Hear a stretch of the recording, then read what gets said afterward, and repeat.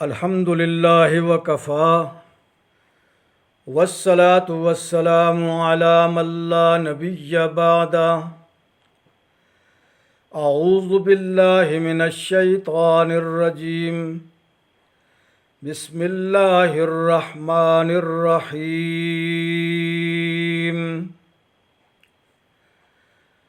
والفجر ولیال عشر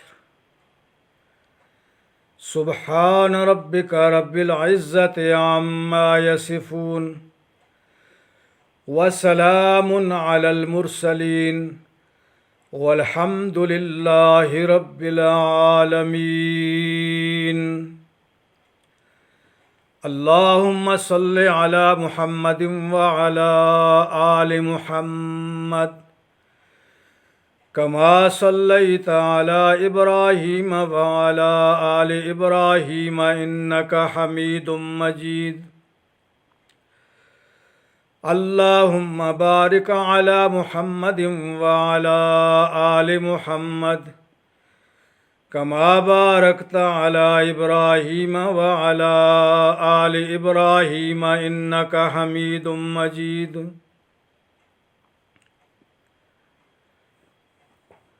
محترم سامعین، خواتین و حضرات، اللہ رب العزت نے سال بھر کے کچھ دنوں اور راتوں کو اپنی یاد اور عبادت کے حوالہ سے خاص فضیلت عطا فرمائی ہے۔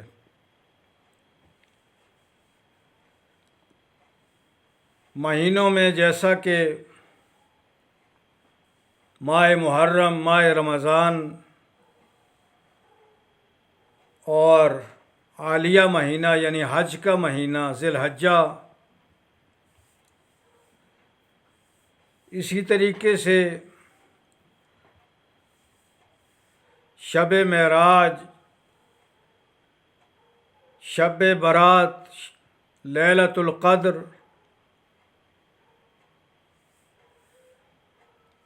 یہ ایسی راتیں ہیں جنہیں اللہ رب العزت نے خاص شرف اور عزت عطا فرمائی ہے۔ میں نے سورہ فجر کی ابتدائی 2 آیات ابھی تلاوت کرنے کی سعادت حاصل کی ہے۔ ان آیات کا تعلق چونکہ اس ماہ مبارکہ کے ساتھ ہے، اس لیے اختصار کے ساتھ ان 10 دنوں اور راتوں کی فضیلت آپ کے سامنے پیش کی جا رہی ہے۔ یہاں اللہ رب العزت کا ارشاد ہے، والفجر، قسم ہے فجر کی، اور یہاں فجر سے ہر روز کی فجر مراد ہے۔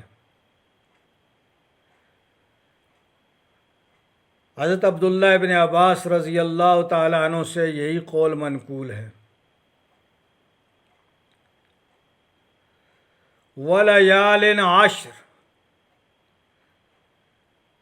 یہاں پر ولیال میں یہ نون تنوین ہے جو اظہار عظمت کے لیے ہے۔ معنی یوں ہوگا، اور عظیم الشان 10 راتوں کی قسم۔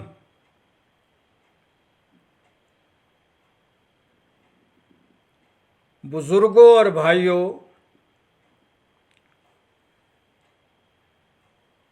حضرت عبداللہ بن عباس رضی اللہ تعالیٰ عنہ کے نزدیک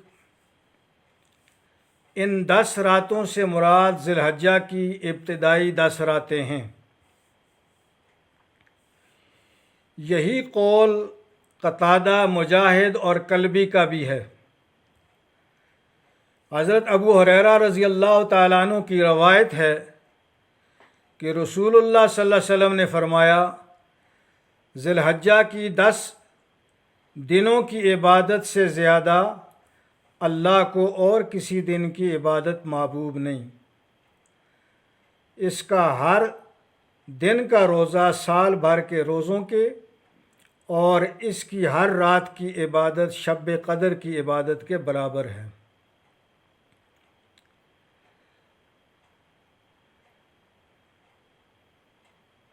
حضرت شاہ عبد القادر محدث دہلوی رحمۃ اللہ علیہ فرماتے ہیں کہ عید قربان کی فجر بڑا حج ادا ہوتا ہے اور 10 رات اس سے پہلے۔ بہرحال حضرات مفسرین کا اس پر اتفاق ہے کہ ان 10 راتوں سے مراد ماہ ذی الحجہ کی ابتدائی 10 راتیں ہیں۔ اس کے علاوہ علماء تفسیر نے